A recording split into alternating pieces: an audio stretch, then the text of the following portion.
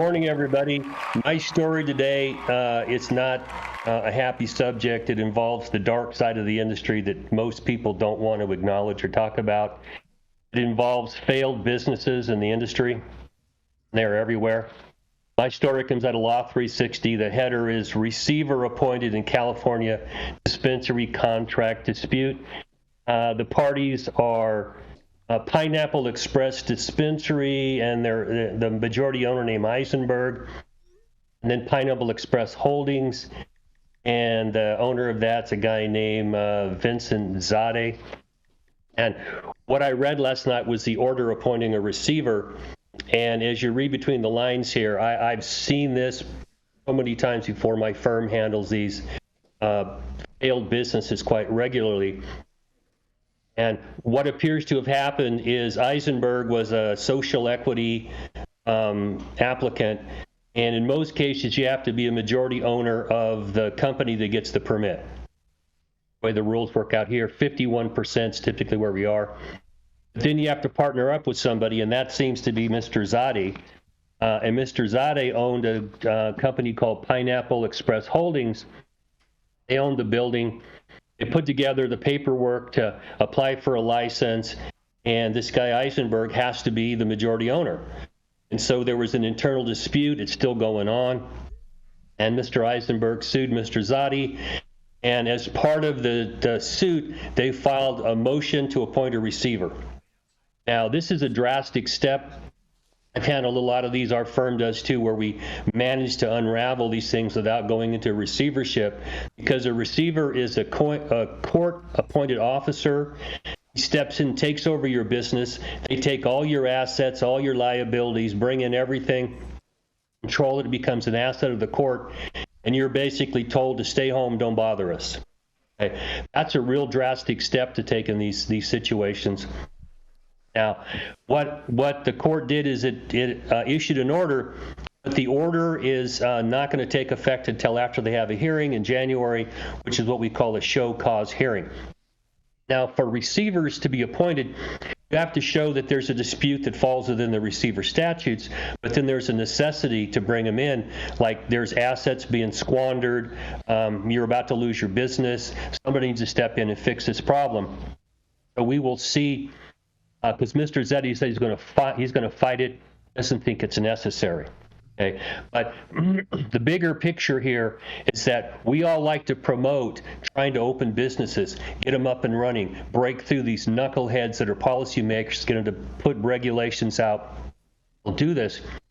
But I have seen so many problems inside the industry where people who've been, slinging weed for a while out of their trunk think I'm going to go in and run a business here, and I'm here to tell you it's not like that. In my experience, the people with the most business acumen know little to nothing about weed. The people who know a lot about weed don't know shit about business. So unless you have a team working together that knows business and weed together that can actually get along, we end up with problems like apparently we're seeing here. They got into a lease with the partner, Mr. Zeddy, that Mr. Eisenberg is calling predatory, and there's now an unlawful detainer action. They're going to throw him out of the property. Mr. Zeddy is going to throw him out of the property, and the judge allowed that action to go forward.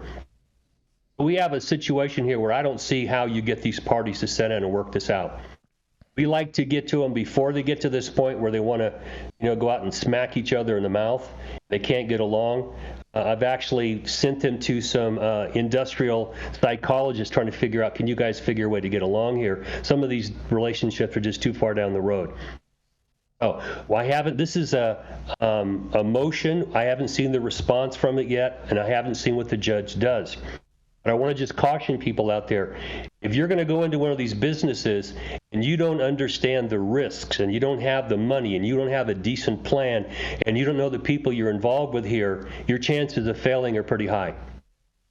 And right now in California especially, everybody owes everybody money, and trying to unravel these debt situations is a challenge. And a receivership, you go in there and you give up your business to the receiver until the court's satisfied that it doesn't need to have a receiver anymore. a bad place to put yourself. There's other things you can do besides that. So if you guys, let's talk about the bad side. I mean, we all like to talk about the good side, but there's a bad side of this industry. And we need to be able to let people know that there are ways to fix these problems without having to walk around town with guys packing next to you, Tony, or to be someplace else where someone's going to kick the shit out of you, kneecap you, or something like that. I'm throw it back at you. What do you guys think about this? Man, Dale, well, I can tell you what, I actually had the pleasure of interviewing Jenny Beth Dills in regards to this, and at the beginning of the year, we're going to have that interview come out in regards to this whole situation that is going on. So this is just the latest development of that, and maybe we'll have her back over to have like a little part 2 in relation with this receivership. But I'll tell you what, receivership is a no-winning type of move when this happens to a cannabis business. I had a cannabis business that went into receivership. It owned $500,000, and by the time it got out of receivership, it owed $5 million. So I'm going to say receivership is not necessarily always the answer. It is only for crazy extreme circumstances, and I wish everybody the best in regards to this. It's going to be messy, messy, messy.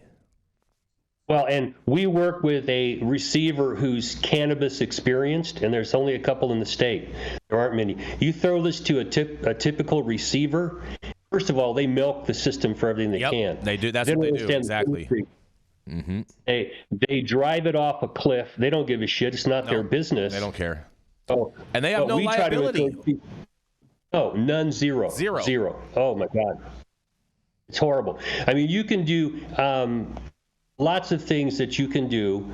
Assignments for the benefit of creditors is something that we consider. We wrap debts up and we structure them so they get paid by the selling company, and you sell the company and you take those on, and the buying company doesn't get them. There's a lot of ways that you can structure debt to get these companies out of trouble. Once you go down the road to receivership, I mean, this company is ordered to hand over the keys. You can't go on the property without the receiver's permission.